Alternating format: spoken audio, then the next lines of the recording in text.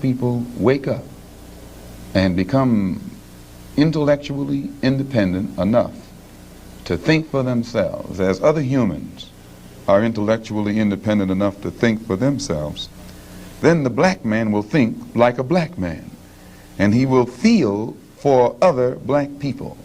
And this new thinking and feeling will cause black people to stick together. And then at that point, you'll have a situation where when you attack one black man, you are attacking all black men. And this type of black thinking will cause all black people to stick together. And this type of thinking also will bring an end to the brutality inflicted upon black people by white people. And it is the only thing that will bring an end to it. No federal court, state court, or city court will bring an end to it. It's something that the black man has to bring an end to himself. When black people... You're now listening to a Bobby Johnson beat. Hey, my main bitch and my savage manic bitch. I can get too far. Rather hold me up on each of the I need to go. Tune in to Too Much Media. Hey guys, welcome back to my channel. Love y'all. Thank you if you're coming back. And if you're new, welcome, welcome, welcome. This is a creative mastery channel where we talk all things creativity and just discuss how to better ourselves as creatives and what we need to do to push forward, you know, really make some breakthroughs in this whole space thing, okay? And so for today's video, I wanted to talk more about more things I want black people to stop doing / talking about. I noticed that you guys kind of liked the last one where I had given a couple of my little thoughts and opinions. And luckily for you, I have more. I have plenty of more. Like, black people, there's a lot of stuff we need to stop. So I'm going to give another list of a couple of things that I didn't say. Okay, more things black people need to stop. I feel like black people need to stop talking around other races. Because at first, when I was writing this one down, I was going to say black people need to stop talking around white people. But no, it's deeper than just white people. Indian people, Asian people, Arab people, Mexican people, Latin American people, unless you're black and you're Latin American. If you're black in any of these other races, it's fine. And you consider yourself black. Let me make that clear. And when I say you consider yourself black, that means you consider yourself of African descent. Thank you. Because people like to act slow. What else? What other type of people are there? Australian people. I know they're white too, but you know what I'm trying to say. Anyway, we need to stop talking around these other races. You know how like they always will say like black people so loud, black people are so always doing so much, this, that, and the third. Yeah, we need to stop being fun and loud when we're in public. I'm not saying that we should diminish ourselves and like be quiet like around other people or anything, and that we can't ever be fun and loud. But I feel like that the other races has lost the privilege of being able to see us act like that. I feel as though we should always act very stoic around them and very serious, so they're wondering what we're thinking. I think that it's too easy for them to know what we're thinking, and low key the fact that we're loud and always talking and fun and having a good time in front of them, they think they want us to stop doing that. But if we actually stopped, they would hate it. I promise you. If all black people had a code where we just when we were in public, we were always just real serious, like how kind of like those Nation of Islam people be acting, like real stoic, real all the time. Oh my God, it would eat them alive to not know that whether we're happy or not, or whether we're what we're thinking about, what's going on between us, this, that, and the third. If we always just acted real serious, real stern, it would eat them up. And I would love to see them shaking their boots, seeing a bunch of black people at brunch just sitting there, quietly sitting, barely talking, saying, it's good. Sipping, looking around. I want us to all just look at them all the time. Just look at them. Look at them. Look at them. Yeah. Real quiet. Real, oh, what are the white people over there doing? Oh, aren't they so loud? Like, if we switched roles and we started doing that to them, yeah, that would eat them up. And then when we want to do that fun, loud, have brunch and stuff like that, that happens at the cookout, y'all. That happens amongst us when we're alone, when they're not around. Then we can do that type of stuff. But we're in public spaces when the other races are around, the other color schemes are around. And I'm talking about the brown people too. The people who say, oh yeah, all black and brown people. No, not black and brown people. We not brown people, stay over there. Y'all do your own thing. I feel as though that's how we should be from now on. Another thing black people need to stop doing. Paying taxes. This is one I don't think you should do individually. At least we shouldn't publicly be saying that you should be doing it. But if we all agree, we should all agree to not pay taxes. I know I sound like I just don't want to pay taxes, so I want everyone to fall in the ship with me. But I do feel as though they don't deserve our tax money. The money we spend in taxes, if we all pulled that tax money together, we could do something pretty cool. Like, we should stop paying taxes, y'all. Like, remember when back in the day they used to have those, what's that thing where they stopped using the buses and everybody would just walk everywhere? Yeah, like, I feel like instead of walking everywhere and stop using the buses, since white people don't use the bus anymore now anyway, we should stop paying taxes instead. That would be fun. And we save money. Next thing. Oh my God, I want black people to stop complaining about slave movies. I know it's been a popular thing on Twitter that every time a slave movie comes out, they're like, I'm not going to watch any more slave movies. I'm tired of watching slave movies. It's not always about the slaves. I want to see black people happy.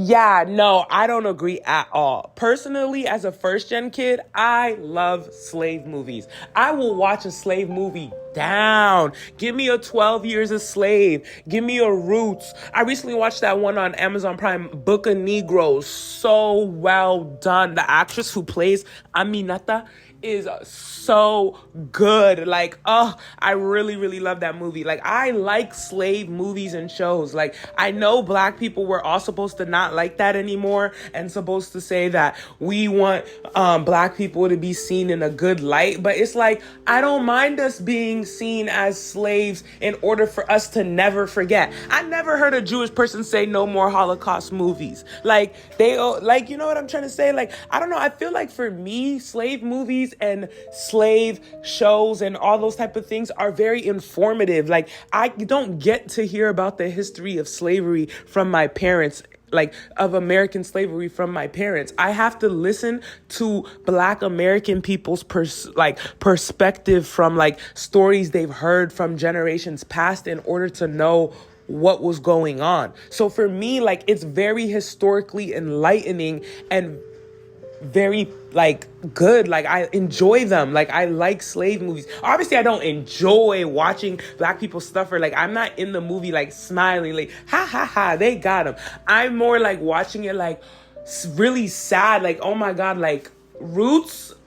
It wasn't I watched it not too long ago and it wasn't my first time watching it, but the way I was moved over it again, like, it was like it felt like I was watching it for the first time. Like, I really like those types of movies and I'll never stop watching them. So if a slave movie is coming out, count me in the theater. Like, I'll be there. I'll watch it. So I feel as though we should stop complaining about making slave movies. Of course, black people should also be seen happy and doing random stuff and things like that. But that doesn't mean we need to complain about slave movies. I don't feel like one stops the other. I don't feel like making a slave movie stops us from also having joyous movies. I feel as though that is a historical important thing that we never need to stop talking about. We need to shove slave movies down these people's throats, okay? Every year there should be a slave movie per quarter.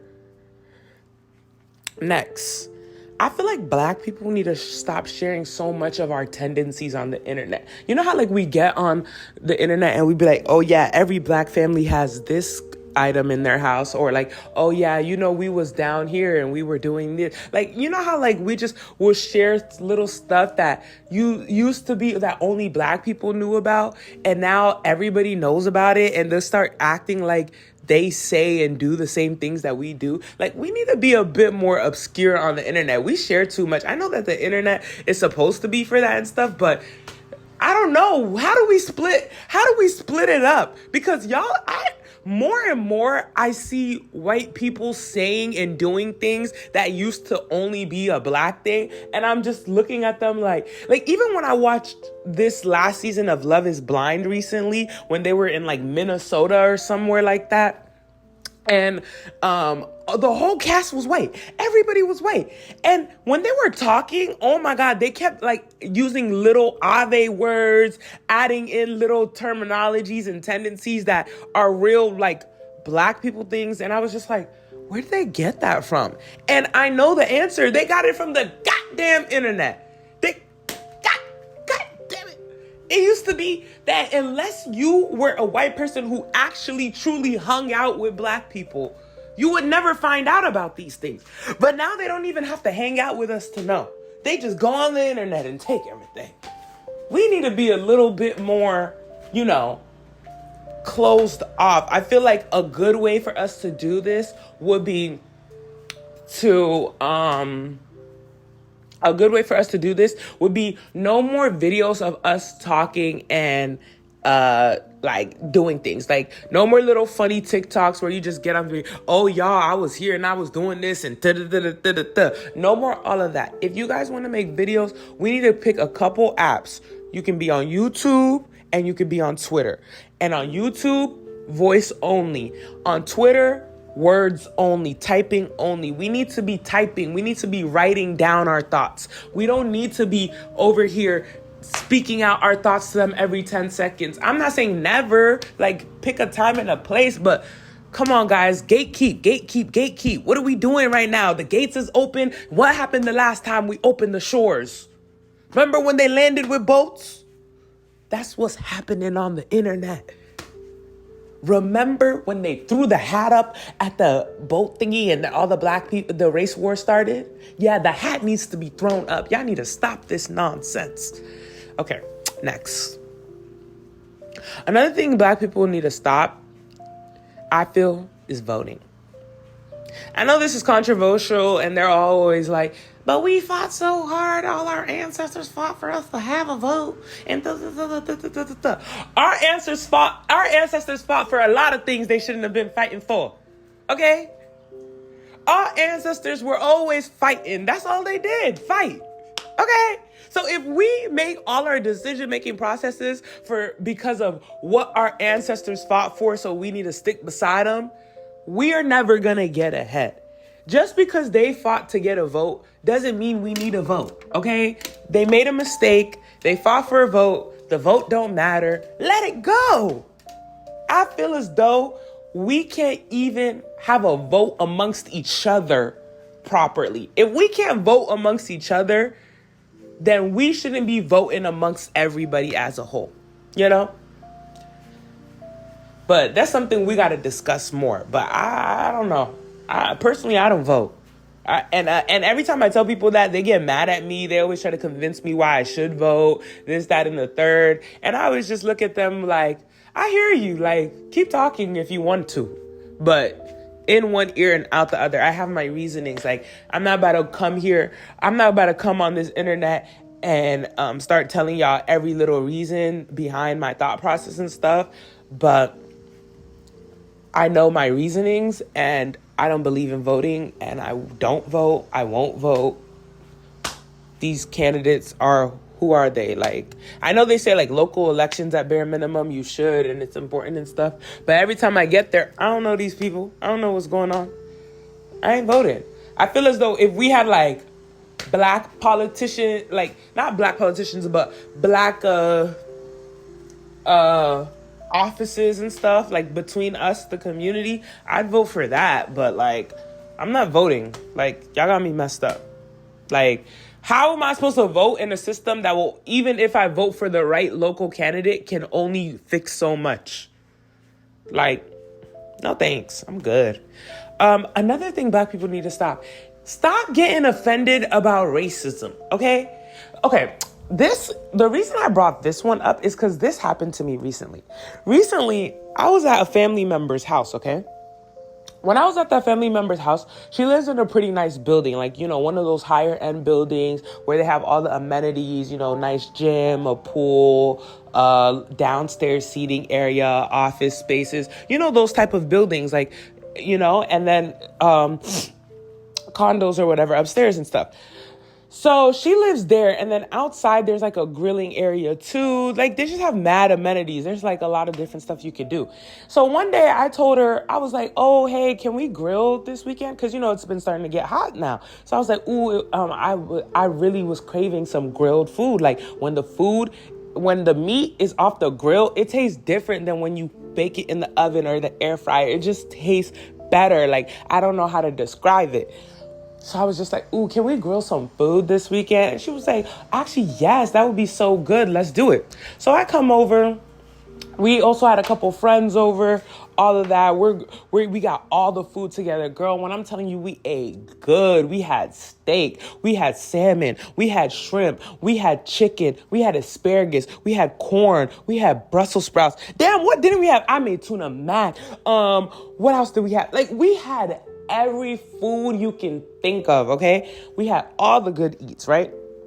So we didn't eat downstairs where we grilled, but we went downstairs, grilled first, and then we brought all the food up. So when we were grilling downstairs, there was a couple of items that couldn't be grilled. Like, we were also making potatoes too, baked potatoes. So that was upstairs in the oven, and a couple other items. So while we were grilling downstairs, at one point, we needed to take once the food was ready, we needed to start taking the food upstairs. Because, salmon cooks pretty quickly. The asparagus cooked pretty quickly. Corn cooked pretty quickly. And then some of the other items don't cook as quick. Like, the chicken takes a while. And I don't know what else was cooking that took a while. But that needed to stay on the oven. Whereas some of the other food needed to go back upstairs. So some of us went upstairs and some of us stayed downstairs.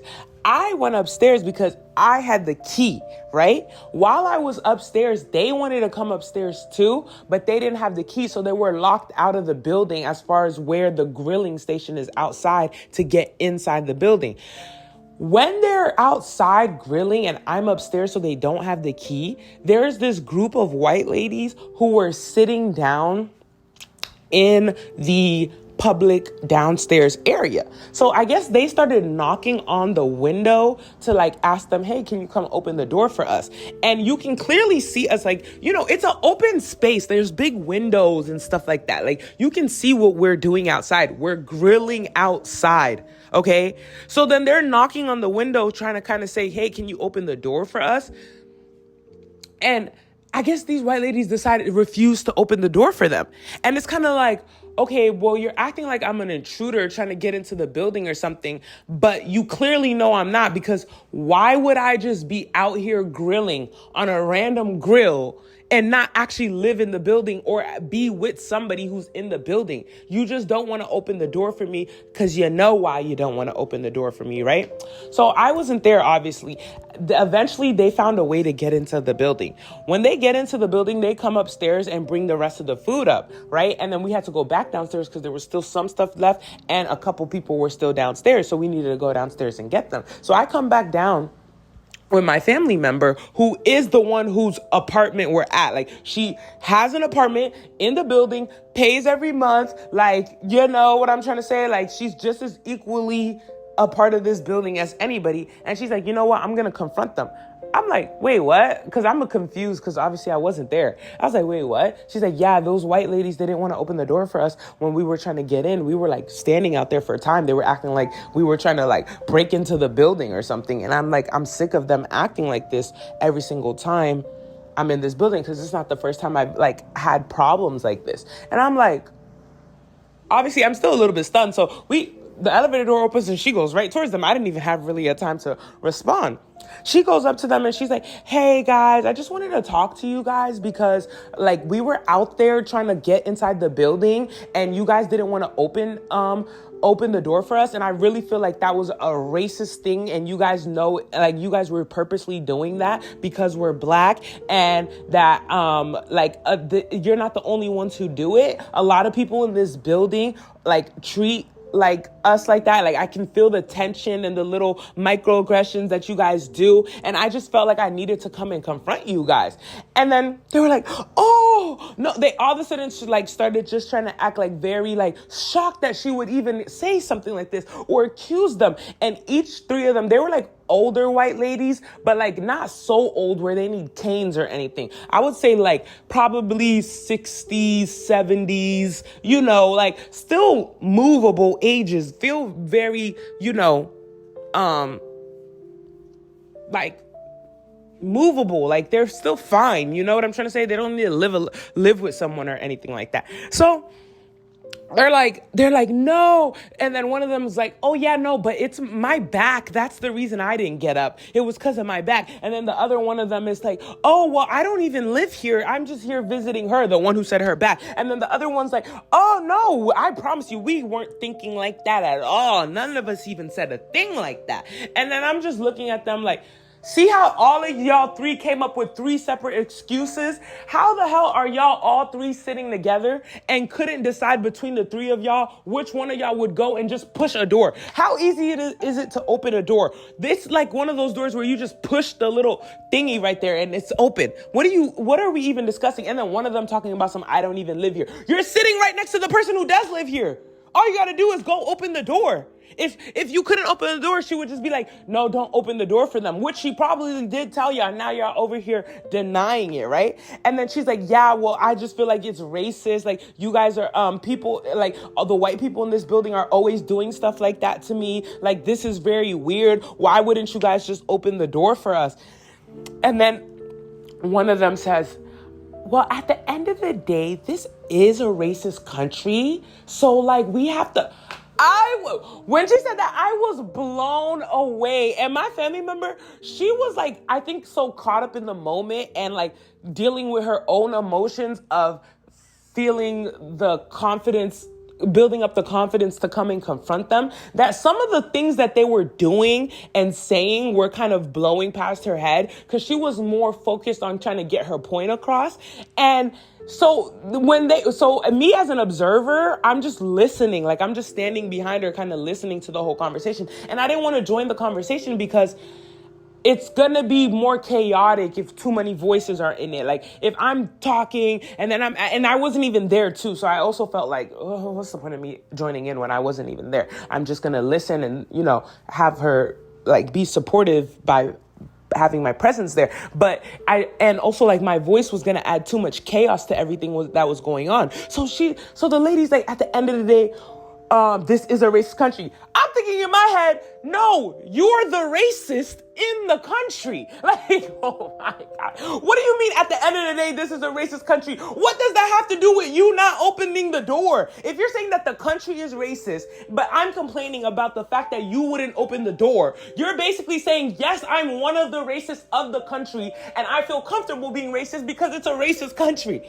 And this is why I also always discuss the fact why I hate liberals way more than I hate conservatives. Like, I'd rather live near a conservative person who I know is... I don't know if I want to live near, but I'm just saying that like, I respect the ideology of like a conservative racist who's like blatantly says, hey, I don't like black people and I want them nowhere near me, than these like fake ass liberals who sit around and act like they're so accepting and open to change, but in all actuality, truly to their core hate us and have to always present this facade of being accepting. It's like, okay, when you live in an area like we do where it's like so-called super liberal and black people have rights and stuff, they will constantly microaggressively do racist things towards you and like make laws and rules and regulations and ways to push you out, while in the same breath, it's like they use one hand. They like shake your hand with one while behind their back crossing their fingers. Like it's like very like a sick double-mindedness that they have, like in your face smiling while behind their eyes you can see hatred. And it's the worst type of white person to me. Like, I hate them so much. Like, truly, like as much as they hate me, the feeling is mutual. Like it's worse because when you take a moment like this, for example, that my family member did, of trying to combat them and argue with them like, hey, what you're doing right now is a part of the problem, they'll start their little speech about not being one of those types of racists and being accepting of the blacks being around and this, that, and the third. The real reason they'll allow you to be around and they'll allow your presence to exist is because they want to know what you're up to. They feel safer at bare minimum knowing what you're doing. This brings back to my first point of that I feel as though we should always be stoic in public and never smile and laugh and joke with them and stuff like that. It's like, because the real reason that they act like they're accepting of you is so that you'll do that, and at least they can feel safe with knowing what you're doing. They don't want us to be separate from them and doing our own thing, and then maybe we're secretly plotting on them and blah. You know why they always think that that's what we might do if we're away from them? It's because that's what they do the minute they leave from us. And it was just like, when she said that, I was like, conversation dead. Like, if it was me who was confronting them and as soon as she said that, I would have been done with the conversation. I'd be like, you see, and that's my point. You are one of the racists in the country, and I would have left. But that's another point I wanted to bring up about not getting offended by racism, because I literally just sat there the entire time and just listened and I left. Like, I don't care. Like, I understand what these people are. I'm not gonna let my emotional state be moved and fluctuated by people who are just sick in the head. You know what I'm trying to say? But me personally, when I do encounter a moment of clear and utter racism coming towards me, I never confront it by saying the word racist or by saying the terminology or over explaining myself. I'm the type of person who will look at you, be quiet, like I'm quiet, not say be quiet. I'll look at you quietly and I'll literally just say, you know why you just did that. I know what you're doing. And they'll be like, no, it's not that. I'm like, no, it's that. It's that. I know. You know why you just did that. I'll be like, why'd you just do that to me, but not that person over there? Why'd you pick me? And be like, no, it's because da-da-da. No, you know what it's because. You know what it's because. And I walk away. I never actually say the words. I don't like saying the words because I feel like when you get into discussing and disputing with them, that was racist. Why would you do this to me? This is microaggression. Now gaslighting. And now you start using all these little buzzwords with them and stuff. That's what they want. They want to sit there and be able to have a conversation with you about it. I'm at the point where I'm not discussing a thing. You know, I know, we know. What are we talking about right now? All my ancestors have come up with the literature, the speech, the things they've tried to discuss with you. They've said all the things. We already have all this mapped up. Why are we continuously discussing with them? And I feel as though when black people get too emotional and moved by a clear encounter of racism, it like stops you from using like rational thinking. You know, you might accidentally do things that goes against your own best interest because you're getting overly emotional. We need to be unemotional towards racism. It can never be an emotional response. It always needs to be super logical, super planned out, and super thought out. Last point before I go. Black people need to stop discussing forehead sizes. Every day, dang, look at that forehead. Oh, she got that Rihanna forehead. Dang, forehead. Oh, she hiding her forehead with her edges. Oh, he hiding his forehead with a hat. Oh, forehead. Look, y'all, we all got big foreheads, okay? Everybody's forehead big as shit. Like, what the hell? What are we talking about? Like, I feel as though the whole forehead conversation needs to be deaded. Like, I feel like everybody always worried about their forehead sizes. And it's kind of like, look, the internet has skewed our perception of forehead. Wigs and edges have made us delusional about how big foreheads are supposed to be. They're supposed to be a bit big, okay? Like, me personally, I have an actual forehead. Like, you know how, like, when you were a kid and they would use your hands to count how, like, you use your fingers to count how many fingers it takes to reach the top of your forehead? Yeah, mine is actually 4. Like, it's always been my 4 fingers. and it's a forehead, right? But even now, even me, I be feeling like my forehead's big these days, the way everyone's always discussing forehead sizes. We have discussed forehead sizes to the point where even people with normal sized foreheads feel like their forehead is big. Y'all want a 2-head. Look, let it go. The forehead game conversation needs to be over. Let's be peaceful, okay? Oh, I'm tired of the forehead conversation. But yeah, that's all my thoughts for today. I'll be if you guys like this video, I'll make another one. What's it called?